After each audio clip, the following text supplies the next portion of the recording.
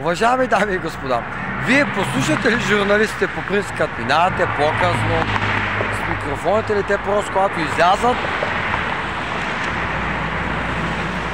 и веднага сте примерни. Защо? Там за бюджета. Така, единия кмет. После за компютрите втория кмет, за да има мир, поне двама да не са караме. Така. Едни двамата са Антониан, има по 55 стик, по принцип толкова си имаме и двама така. Обаче не знаете, че 55 стик аз ги взема, защото е софтуерна програма, защото аз не лъжа. Така. Сега ще ви кажа едно нещо. Колкото е смешно, днеска ме глобиха един фиш, няма казвам колко. Ще се отчетем правилно, най-вероятно ще го платя до 21 дена, така е в закона. Не е проблем. Обаче от цялата история никъде не даха никакъв договор за доброволчество. Това са бюджета, сегашния кмет, за системата и още един кмет има, за жалост е чудовище, аз съм точно в неговия район. Ние нямаме какво да реализираме там проект. Долу-горе. Разбрахте отговора. И четвъртия с веган зеленчуците с подкрепата на едно и също. Но въпросът е, след като има зеленчуци, къде е петия кмет с плодовете, че да е по-лесно, както и с месата. Да. Долу-горе разбрахте бюджета, системата, за проект е... Нямам такъв бюджет там. Няма какво да предложа. Плодове, зеленчуци, меса. Долу-горе това е живота. Защото в самия бюджет, като кайна служители и служители, и системата, нали, компютри, да е по-лесно, технологии, това бях аз, Антони Нанов. Нашите зрители са изкуствен интелект и софтуерни програми, както и останалите и Антониан, да е по-лесно. Днеска направо ми изухаха главата, буквално, това, което мога да кажа. Тук съм на... Не знам къде съм, пътя за Софийския университет, да е по-лесно. Днеска бяха големи емоции, главата ми беше издухана с климатик, буквално, образно казано, с вентилатор, перка. И аз съм си поръчал, защото и аз имам хоби бейсбол. Хоби обаче. Не съм в някой отбор, но да имам живот и здраве късмет. Ще почна да тренирам с отбор, просто е така. Или пак нещо, е така.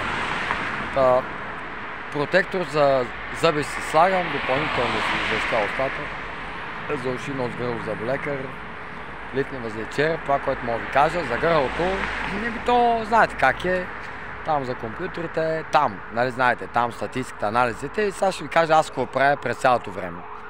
Пиша нещо като, какво правим нига? Статистика с точкова система, а те не знаят кое е така, кое не е така. И такива като мене са били излишни, което означава ние сме засегнати, но не е политически, защото сме засегнали компанията ми. Да е по-лесно и си плащаме. Но въпросът е, когато е общо, то е направено по начин, по който са отмята. Няма такова нещо, няма такова нещо, няма такова нещо, няма такова нещо, няма такова нещо, като абсолютно всичко, аз съм го писал, се отнася и за мен е също. Но въпросът е, медийната шизофрения на хората, дали е нормално от радиоточката, приятелствата до медиите вече, микрофон да те чуя, че да сме по-наблизко. Което означава, че явно ние се изтегляме вече в гората, някъде където да е по-лесно. Защото пак аз станах засегнат, на никой не му е лесно да е по-лесно. Те монополите, дето са на битовите сметки, дето ги плащаме, на таксата, че е качеството на сигнала, че е музиката и ни интриги, пак една стара тема, от статистиката дали не е така, от телекомите. И от цялата статистика с замърсяването, времето замърсяване на София, трябва главата ти свежа, защо се оформя една статистика до въпросто зелено-синьо човече за някакви оръжия, там, които много правят такива по начин, по който го обяснявам, но не наивно.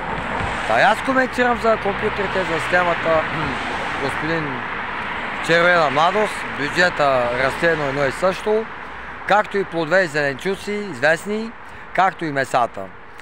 Много добре се изразих, т.е. за България, за Европейския съюз, за останалите държави и така нататък. Това са много хубави теми. Благодаря за вниманието. За приказки и думи, да, то когато главата стане въздушна помпа и не се осъзнаваш просто, че гласът ти, колкото и да говоря малко по-тихо, за което се извинявам, нали? Хубаво е понякъде, по някакъв начин да не засягаме вече пицата, специте, гумите ми, кола пречиш ми, радио пречиш ми и аз съм станал свидетел, даже и билет пречиш. По принцип си излишен от транспорта, ни как се движим. Да. Ако сте с кола, какво правим? По принцип се излишен, да. Та въпросът тези приказки не са много ташни, нали, за подрастващо поколение, защото пък промият мозъка. Но когато срещате хубави хора, усмихнати, то просто си очи филтрираш мозъка с положително, дай се отблагодаряш с мълчание, с усмивка и така. Както и аз го правя с вас. Дори да изглеждам понякога с мой начин на представяне, никой не е идеален на момент състояние, когато ти... Това е нещо като компютърна игра, но въпросът е за компютърната игра. Нека тези затворници, които са вътре и вие да не се превръщате в затворници, да ви отпочине главата, пък и за такива като нас зависи също и ние се починем.